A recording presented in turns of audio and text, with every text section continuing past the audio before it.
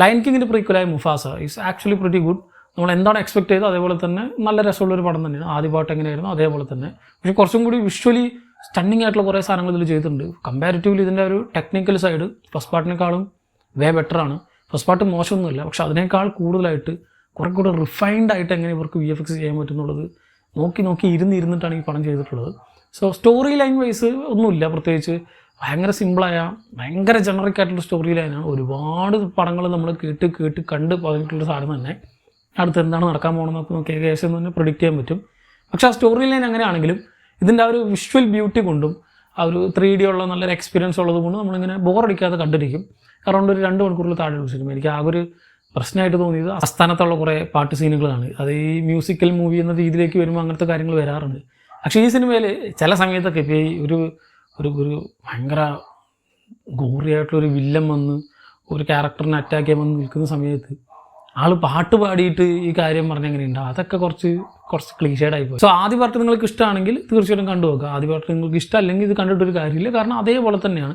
എൻ്റെ first part കണ്ടിട്ട് തന്നെ ഈ സെക്കൻഡ് പാർട്ട് കാണണമെന്ന് ഞാൻ പറയാണ്. കാരണം ഫസ്റ്റ് പാർട്ടിലെ കുറേ കാര്യങ്ങളൊക്കെ ഇതിൽ വരുന്നുണ്ട്.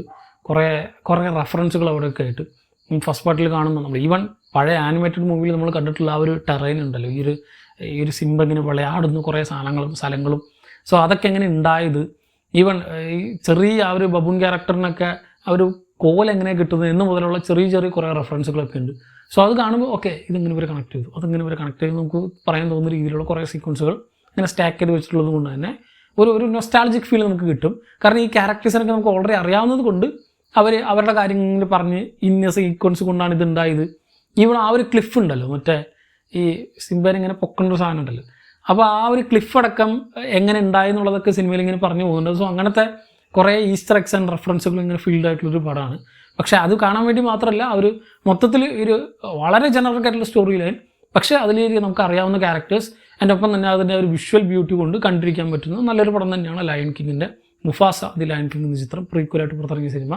തീർച്ചയായിട്ടും ഈ കുട്ടികൾക്ക് കാണാൻ പറ്റിയ പടം മാത്രമല്ല, കുട്ടികൾക്ക് നന്നായിട്ട് തീർച്ചയായിട്ടും ഇഷ്ടമാവും. എല്ലാവർക്കും കാണാം.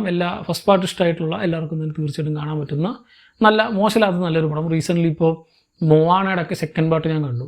അതൊക്കെ എനിക്ക് ഭയങ്കര അട്ടർ വേസ്റ്റായിട്ടാണ് തോന്നിയത്. വെറുതെ അങ്ങനെ ഒരു പടം എടുക്കേണ്ട ആവശ്യമില്ലായിരുന്നു തോന്നി. പക്ഷേ ഇതങ്ങനെയല്ല, ഇതിലൊരു പണിയെടുത്തിട്ടുണ്ട്. ആ പണിയെടുത്തത് കാണാൻ വേണ്ടിയിട്ട് ഇതിൻ്റെ ആ ഒരു വിഷ്വൽ ബ്യൂട്ടിക്ക് വേണ്ടി കാണാൻ പറ്റുന്നൊരു പടമാണ് മുഫാസ. ഓൾറെഡി നിങ്ങൾ ഈ ഒരു സിനിമ കണ്ടവരാണെങ്കിൽ സിനിമയെ പറ്റിയുള്ള നിങ്ങളുടെ അഭിപ്രായം താഴെ കമന്റ് ബോക്സിൽ കമന്റ് ചെയ്യുക. മറ്റൊരു വീഡിയോയിൽ വീണ്ടും കാണാം. നന്ദി.